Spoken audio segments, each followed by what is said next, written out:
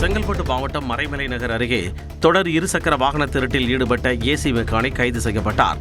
மறைமலை நகர் ரயில் நிலையம் மற்றும் அதன் சுற்றுவட்டார பகுதிகளில் கடந்த சில நாட்களாக தொடர்ந்து இருசக்கர வாகனங்கள் மாயமாகி வந்தன. இதையடுத்து அப்பகுதிகளில் இருந்த சிசிடிவி காட்சிகளை கைப்பற்றி ஆய்வு செய்த காவலர்கள் கூடுவாஞ்சேரியைச் சேர்ந்த ஏசி மெக்கானிக் கேசவன் என்பவரை பிடித்து விசாரித்தனர். விசாரணையில் அவர் பல்வேறு பகுதிகளில் இருசக்கர வாகனங்களை திருடி விற்றது தெரியவந்தது. இதையடுத்து அவரை கைது செய்த காவலர்கள் அவரிடம் இருந்து 6 இருசக்கர வாகனங்கள் மற்றும் ஒரு செல்போன் ஆகியவற்றை பறிமுதல் செய்தனர்.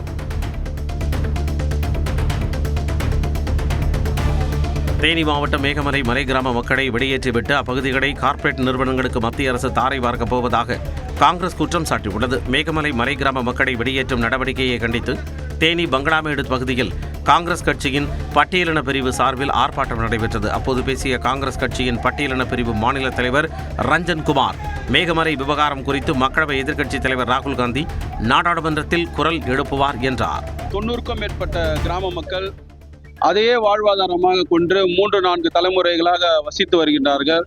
அவங்களுடைய குடும்பத்துக்கு உண்டான வாழ்வாதாரங்கள், கல்வியல் எல்லாமே அந்த பகுதியை சார்ந்து இருக்குது. அவங்கள அகற்றுதுன்றது ஒரு கண்டனத்துக்குரியது. கடலூர் வள்ளலார் சத்தியஞான சபையின் பெருவெளியாகவே பாதுகாக்கப்படும் என இந்து சமய அறநிலையத்துறை சென்னை உயர்நீதிமன்றத்தில் உத்தரவாதம் அளித்துள்ளது. இது தொடர்பான வழக்கு நீதிபதிகள் ஜி ஜெயச்சந்திரன் மற்றும் இ மனோகரன் அமர்வில் மீண்டும் விசாரணைக்கு வந்தது. அப்போது பெருவெளியாகவே பாதுகாக்கப்படும் என்றும் அறநிலையத்துறை தரப்பில் உறுதியளிக்கப்பட்டது. இதையடுத்து மாற்றுத் திட்டம் சுற்றுச்சுவர் கட்ட அரசின் ஒப்புதல் பெற செப்டம்பர் 15ஆம் தேதி வரை அரசுக்கு அவகாசம் வழங்கி விசாரணையை நீதிபதிகள் ஒத்திவைத்தனர். திண்டுக்கல் மாவட்டம் சின்னாடப்பட்டியில் பட்டப்பகலில் முன்னாள் அதிமுக கவுன்சிலர் வீட்டில் 36 சவரன் தங்க நகையை மர்ம நபர்கள் திருடிச் சென்றுள்ளனர். வெண்மணி செல்லப்பாண்டி தனது குடும்பத்தினருடன் அருகில் உள்ள திருமண மண்டபத்தில் நடைபெற்ற விழாவிற்கு சென்ற நிலையில் வீட்டின் பூட்டை உடைத்து 36 சவரன் தங்க நகைகள், 1/4 கிலோ வெள்ளி, 70,000 ரூபாய் ரொக்கம் கொள்ளையடிக்கப்பட்டுள்ளது. பெரம்பலூரில் பள்ளிக்கல்வித்துறையின் சார்பில் பள்ளி மாணவர்களுக்கிடையேயான மாவட்ட அளவிலான விளையாட்டுப் போட்டிகள் நடைபெற்றன. புரட்சித் தலைவர் எம்ஜிஆர் விளையாட்டரங்கில் நடைபெற்ற நீச்சல் போட்டியில் ஏராளமான பள்ளி மாணவர்கள் ஆர்வமுடன் பங்கேற்றனர். போட்டிகளில் சிறப்பிடம் பெற்றவர்களுக்கு பரிசு, பாராட்டு சான்றிதழ்கள் வழங்கப்பட்டன. விருதுநகர் மாவட்டம் காரியாபட்டி அருகே கனகநேந்தல் புத்துக்கோயிலில் ஆவணி மாத பௌர்ணமியை முன்னிட்டு நாகம்மாள் உற்சவ சிலைக்கு சிறப்பு அபிஷேக ஆராதனை வெகு சிறப்பாக நடைபெற்றது. இதில் விருதுநகர், காரியாபட்டி, ராமநாதபுரம் போன்ற பல்வேறு பகுதிகளில் இருந்து ஏராளமான பக்தர்கள் கலந்து கொண்டு சுவாமி தரிசனம் செய்தனர்.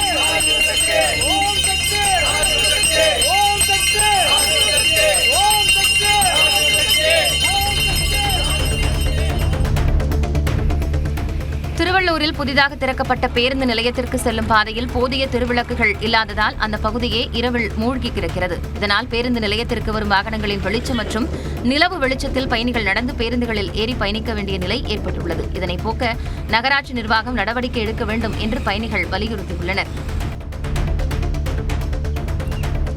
சிவகங்கை மாவட்டம் திருப்பத்தூர் அருகே தேரேந்தல்பட்டியில் அமைந்துள்ள தனியார் பள்ளி மாணவர்கள் ரக்ஷாபந்தன் விழாவை முன்னிட்டு பள்ளி வளாகம் மற்றும் பறவைகள் சரணாலயத்தில் உள்ள மரங்களுக்கு ராக்கி கயிறு கட்டி வினோதமாக கொண்டாடினர். மரங்களோடும் இயற்கையோடும் சகோதரத்துவத்துடன் இருப்போம் என உறுதிமொழி எடுத்துக் கொண்டனர்.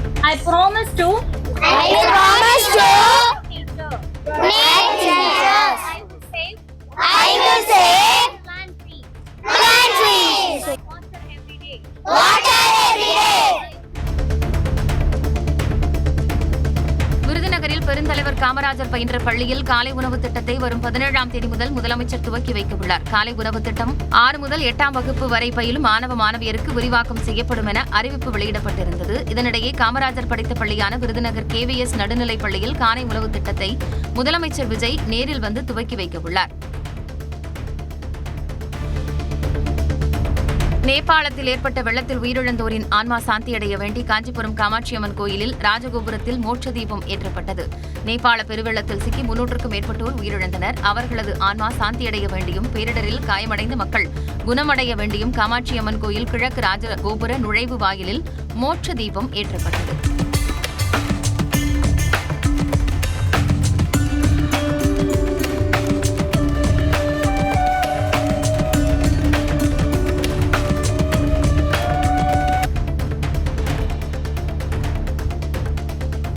நாகை மாவட்டம் மாவட்டம் நாகூர் தர்காவில் மிலாது நபியை ஒட்டி ஒரே நேரத்தில் 50க்கும் மேற்பட்ட கலைஞர்கள் தஃப் கருவியை இசைத்து நபிகள் நாயகத்தின் புகழ்பாடி மகிழ்ந்தனர்.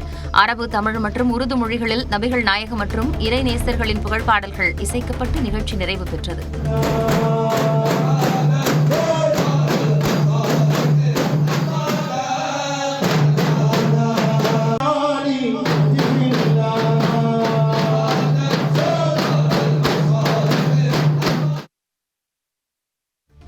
தனக்கோ தனது உறவினர்களுக்கோ பரந்தூர் பகுதியில் 1 சென்ட் நிலம் கூட கிடையாது என்றும் அப்படி இருக்கிறது என்று நிரூபித்தால் இலவச நிலம் அளிப்பதாகவும் G2 நிறுவனர் மற்றும் நிர்வாக இயக்குனர் பாலா ராமஜெயம் தெரிவித்துள்ளார். சென்னை ஆழ்வார்பேட்டையில் செய்தியாளர்களை சந்தித்த அவர் தனக்கும் சபரீசனுக்கும் தொடர்பு இருக்கிறது என நிரூபித்தால் 50% பங்குகளை கொடுப்பதாகவும் அவர் தெரிவித்தார். எப்பெல்லாம் இந்த கம்பெனிக்கும் மிஸ்டர் சபரீசன் சாருக்கும் சபரீசன் சார் கம்பெனின்னு கேட்கறனோ அப்பெல்லாம் எப்படி இருக்குன்னா என் பிள்ளைங்களுக்கு யாரோ அப்பான்னு சொல்ற மாதிரி இருக்கு. செங்கல்பட்டில் வங்கி தொழிற்சங்கங்களின் கூட்டமைப்பின் சார்பில் பல்வேறு கோரிக்கைகளை வலியுறுத்தி வங்கி ஊழியர்கள் போராட்டத்தில் ஈடுபட்டனர். வாரத்தில் 5 நாட்கள் மட்டும் வேலை, அனைத்து சனிக்கிழமைகளும் விடுமுறை, PLI எனப்படும் உற்பத்தியுடன் இணைக்கப்பட்ட ஊக்கத்தொகை அனைவருக்கும் சமமாக வழங்கிட வேண்டும் என்பன உள்ளிட்ட பல்வேறு கோரிக்கைகளை வலியுறுத்தி வங்கி தொழிற்சங்கங்களில் கூட்டமைப்பினர் ஆர்ப்பாட்டத்தில் ஈடுபட்டனர். ஒப்புக்கொண்டபடி PLI வழங்காததை கண்டிக்கின்றோம். தமிழ்நாட்டிற்கு பாதிப்பை ஏற்படுத்தும் தொகுதி மறுவரையறை சட்டத்திற்கு எதிராக சட்டமன்றத்தில் கொண்டுவரப்பட்ட தீர்மானத்தை திமுக ஆதரித்ததற்கு பாராட்டுகள் தெரிவித்துக் கொள்வதாக முன்னாள் மத்திய நிதியமைச்சர் ப. சிதம்பரம் தெரிவித்துள்ளார். நாடாளுமன்ற குளிர்கால கூட்டத்தொடரில் நடந்தது என்ன என்ற விளக்க உரை சென்னை குரம்பேட்டையில் தனியார் திருமண மண்டபத்தில் நடைபெற்றது. இதில் முன்னாள் மத்திய நிதியமைச்சர் ப. சிதம்பரம், காங்கிரஸ் மாநிலங்களவை MP பிரவீன் சக்கரவர்த்தி, VCK MP ரவிக்குமார் ஆகியோர் கலந்து கொண்டனர். கூட்டத்தில் பேசிய ப. சிதம்பரம், தொகுதி மறுவரையறை சட்டத்திற்கு எதிராக தமிழ்நாடு முதலமைச்சர் கூட்டிய கூட்டத்தில் திமுக கலந்து கொள்ளாதது தனக்கு வருத்தத்தை அளித்ததாக கூறினார். மதுரை மாவட்டம் பரிச்சியூர் அருகே மதுபோதையில் தவறாக நடக்க முயன்ற மகனை அடித்து கொலை செய்து வீட்டின் பின்புறம் புதைத்த தாய் கைது செய்யப்பட்டார். மேட்டுப்பட்டியைச் சேர்ந்த ஐயம்மாள் கணவரை இழந்த நிலையில் மகன் ராஜாவுடன் வசித்து வந்தார். இந்த நிலையில் கடந்த 3 மாதங்களுக்கு முன்பு ராஜா மதுபோதையில் தாய் ஐயம்மாளிடம் தகராறு செய்து தவறாக நடக்க முயன்றதாக கூறப்படுகிறது. இதனால் ஆத்திரமடைந்த ஐயம்மாள் மகன் ராஜாவை கம்பியால் அடித்து கொலை செய்து வீட்டின் பின்புறம் புதைத்துள்ளார். ராஜாவை காணவில்லை என அக்கம்பக்கத்தினர் சந்தேகமடைந்த நிலையில் கிராம நிர்வாக அலுவலகத்திற்கு சென்று தனது மகனை கொலை செய்ததாக ஐயம்மாள் கூறினார். இதையடுத்து அவர் கைது செய்யப்பட்டார். திண்டுக்கல் மாவட்டம் பழனி அருகே விவசாய தோட்டத்தில் 80,000 ரூபாய் மதிப்பிலான காப்பர் கம்பிகளை திருடிய வாலிபரை காவல்துறையினர் கைது செய்தனர். கோமாடிப்புதூரைச் சேர்ந்த வினோத்குமார் என்பவரின் தோட்டத்தில் கம்பிகளை திருடிச் சென்ற சிவகிரிப்பட்டியைச் சேர்ந்த 19 வயதான ரியாஸ் ஹுசைனை பழனி தாலுகா காவலர்கள் கைது செய்து அவரிடம் இருந்த காப்பர் வயர்களை பறிமுதல் செய்து சிறையில் அடைத்தனர்.